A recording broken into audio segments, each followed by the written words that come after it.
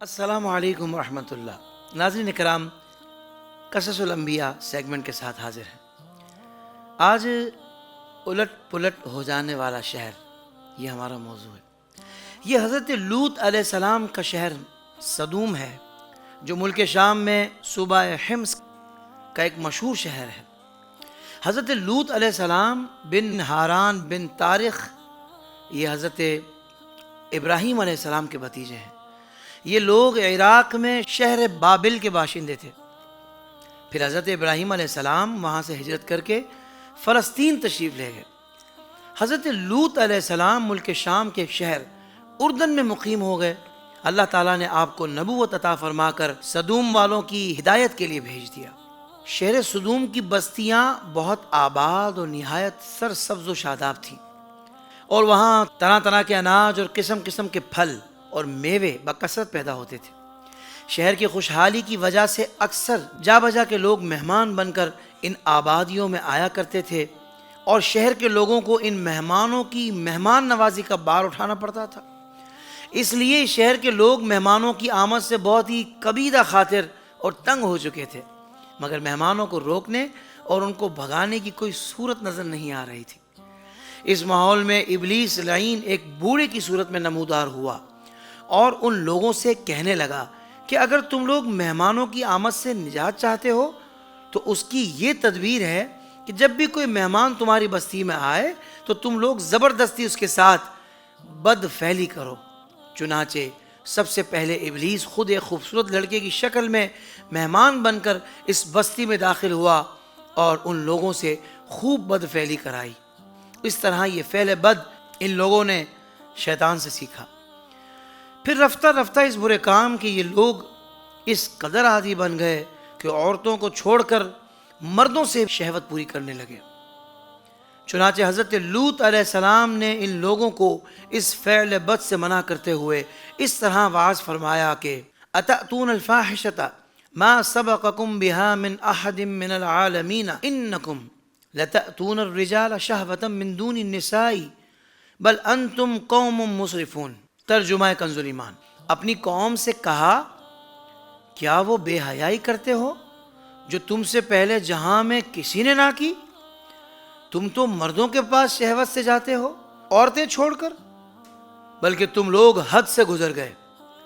حضرت لوط علیہ السلام کے اس اصلاحی اور مصلحانہ آواز کو سن کر ان کی قوم نے نہایت بے باکی اور انتہائی بے حیائی کے ساتھ کیا کہا، اس کو قرآن کی زبانی سنیے۔ وما كان جواب قومه الا ان قالوا اخرجوهم من قريتكم انهم اناس يتطهرون۔ ترجمہ کنز ایمان۔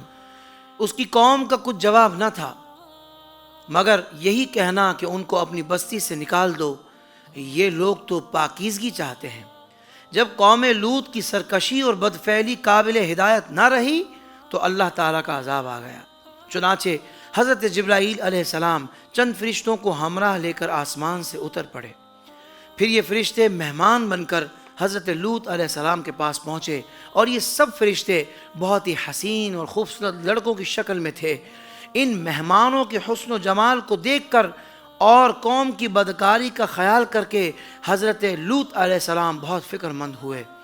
تھوڑی دیر بعد قوم کے بد فعلوں نے حضرت لوط علیہ السلام کے گھر کا محاصرہ کر لیا اور ان مہمانوں کے ساتھ بد فعلی کے ارادے سے دیوار پر چڑھنے لگے۔ حضرت لوط علیہ السلام نے نہایت دل سوزی کے ساتھ سمجھانا اور اس برے کام سے منع کرنا شروع کر دیا، مگر یہ بد فعل اور سرکش قوم اپنے بیہودہ جواب اور برے اقدام سے باز نہ آئی۔ تو آپ اپنی تنہائی اور مہمانوں کے سامنے رسوائی سے تنگ دل ہو کر غمگین و رنجیدہ ہو گئے۔ یہ منظر دیکھ کر حضرت جبرائیل علیہ السلام نے فرمایا، اے اللہ عز و جل کے نبی، آپ بالکل کوئی فکر نہ کریں، ہم لوگ اللہ تعالیٰ کے بھیجے ہوئے فرشتے ہیں جو ان بدکاروں پر عذاب لے کر اترے ہیں، لہٰذا آپ مومنین اور اپنے اہل و عیال کو ساتھ لے کر صبح ہونے سے قبل ہی اس بستی سے دور نکل جائیں، اور خبردار کوئی شخص پیچھے مڑ کر اس بستی کی طرف نہ دیکھے ورنہ وہ بھی اس عذاب میں گرفتار ہو جائے گا۔ چنانچہ حضرت لوط علیہ السلام اپنے گھر والوں اور مومنین کو ہمراہ لے کر بستی سے باہر نکل گئے۔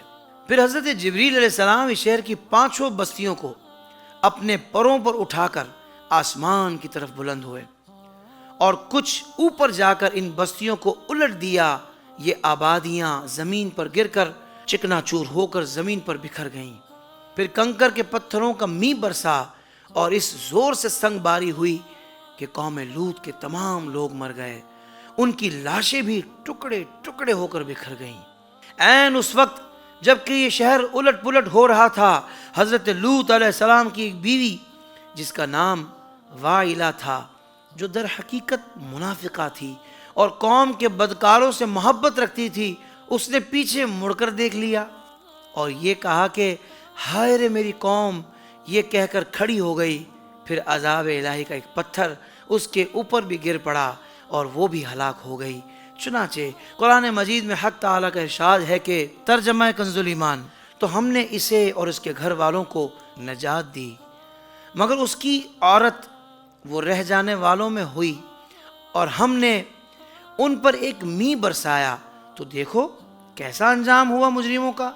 اور جو پتھر اس قوم پر برسائے گئے وہ کنکروں کے ٹکڑے تھے اور ہر پتھر پر اس شخص کا نام لکھا ہوا تھا جو اس پتھر سے ہلاک ہوا۔ اس واقعے سے معلوم ہوا کہ لواطت کس قدر شدید اور ہولناک گناہ کبیرہ ہے۔ اس جرم میں قوم لوط کی بستیاں الٹ پلٹ کر دی گئیں اور مجرمین پتھراؤ کے عذاب سے مر کر دنیا سے نیست و نابود ہو گئے۔ منقول ہے کہ حضرت سلیمان علیہ السلام نے ایک مرتبہ ابلیس لعین سے پوچھا کہ اللہ تعالیٰ کو سب سے بڑھ کر کون سا گناہ ناپسند ہے؟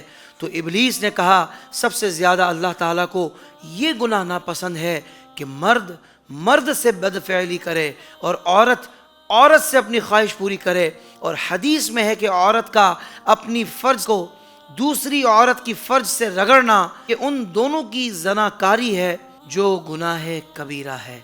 وما علینا الا البلاغ۔ سوشل میڈیا پر اسلام کی صحیح تعلیمات جاننے کے لیے ابھی حافظ سائر قادری کا نیا YouTube channel Islamic digital studio subscribe کر لیں، اور ہاں نوٹیفیکیشن بیل آئیکن کو بھی پریس کر لیں تاکہ ہماری نئی ویڈیوز آپ تک بر وقت پہنچ سکے۔